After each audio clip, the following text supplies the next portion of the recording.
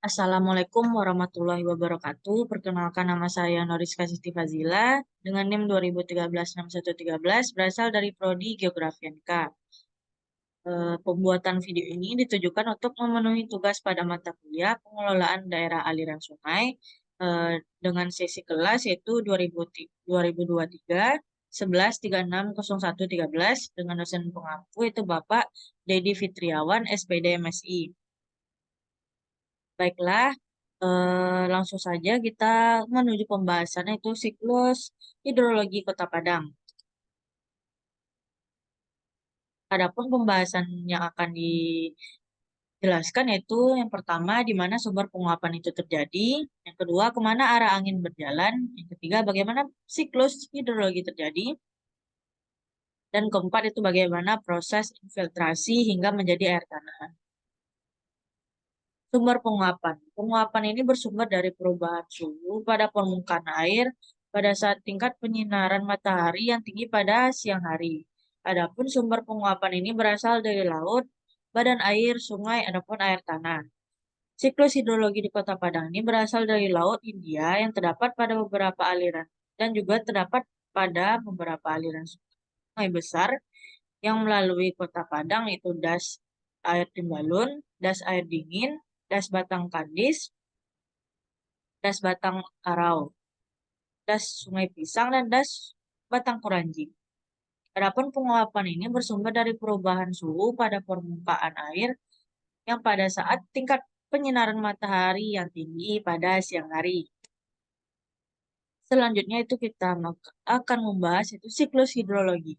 Siklus hidrologi adalah rangkaian atau tahapan yang dilalui oleh air dari bumi menuju atmosfer dan kembali lagi ke bumi. Adapun sirkulasi hidrologi ini terjadi melalui beberapa proses yaitu evaporasi, transpirasi,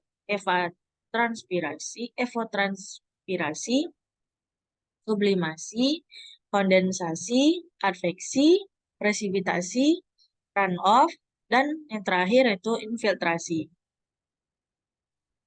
Adapun kunci proses siklus hidrologi adalah terjadinya pemanasan air di samudra oleh sinar matahari. Selanjutnya kita akan menuju ke proses siklusnya. Pertama-tama itu berawal dari proses evaporasi atau penguapan yang berasal dari Laut Hindia, yang dimana laut ini berbatasan langsung dengan Kota Padang. Selanjutnya penguapan ini terjadi karena adanya pemanasan dari sinar matahari, yang mana air tersebut diubah menjadi uap air atau gas sehingga bisa naik ke atmosfer. Nantinya uap air itu akan mengalir ke daratan mengikuti arah pergerakan angin. Biasanya arah angin ini bergerak bertiup dari arah barat menuju utara. Angin yang berasal dari laut ini akan menuju ke arah pegunungan atau bukit seperti Bukit Barisan. Ini terletak di bagian tengah Sumatera Barat. Dengan berjalannya angin menuju arah bukit atau pegunungan menyebabkan terhalangnya uap air tersebut sehingga terjadilah proses yaitu pendinginan atau kondensasi di mana berubahnya uap air yang ada di udara atau atmosfer menjadi partikel es yang sangat kecil di suhu yang rendah. Partikel es tersebut saling mendekat antara satu dengan yang lainnya sehingga akan membentuk sebuah gumpalan awan. Yang setelah itu akan membentuk sebuah awan dan terjadilah di sana itu proses adveksi, yaitu perpindahan awan dari titik satu menuju titik lainnya. Eh, yang dalam notabene masih dalam satu horizontal, itu karena hal ini terjadi karena angin atau perbedaan tekanan udara sehingga membuat awan itu berpindah.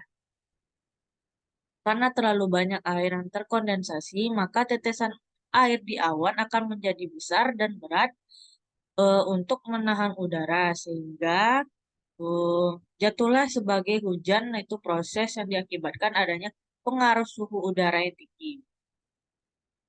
Selanjutnya, air limpasan yang berasal dari air hujan yang dihasilkan oleh awan tersebut akan mengalir ke atas permukaan tanah dan juga akan mengalir ke sungai-sungai kecil ataupun besar, nantinya akan kembali lagi ke mengalir ke laut. Tidak semua air mengalami yaitu run off atau eh, tidak semua air akan mengalami run off. Adapun beberapa air yang akan mengalir itu akan diserap oleh pori-pori tanah untuk menjadi air tanah yang layak dikonsumsi atau dijadikan kembali untuk sumber kehidupan. Maka dari itu, untuk menjadi air tanah, maka harus melalui proses yang panjang. Adapun air hujan yang mengalir tersebut akan mengalir dari hulu menuju hilir, yang kemudian bermuara di sungai, danau maupun laut, dan proses ini akan terjadi secara kontinu atau berulang-ulang.